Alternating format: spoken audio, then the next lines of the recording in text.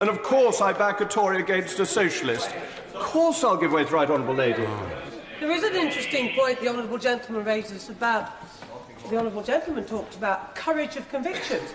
Could he like to tell the House why it is that a few weeks ago he voted against the government's withdrawal agreement, but on Friday he voted for it, and why he's entitled to a vote and to change his mind, but the people of this country are not allowed to change their minds and have a people's vote?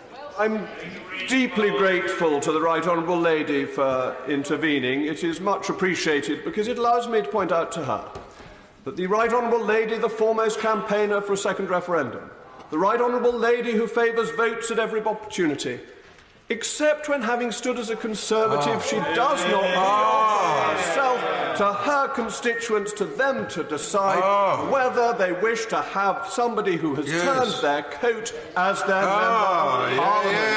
So I think that...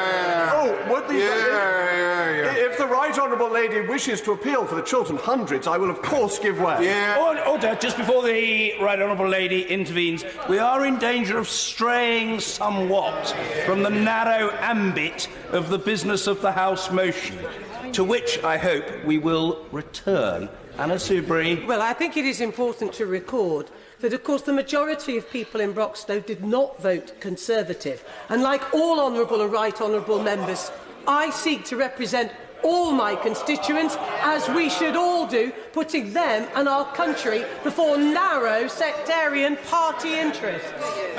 Let them decide. Mr. Speaker, what was it that the late Earl of Beaconsfield said of Mr. Gladstone?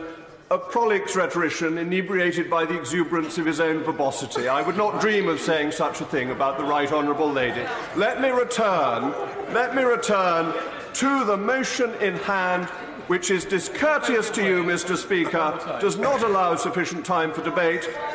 I won't give way again, because others, with my apologies, is discourteous to you, limits time for debate, and is fundamentally against the Constitution.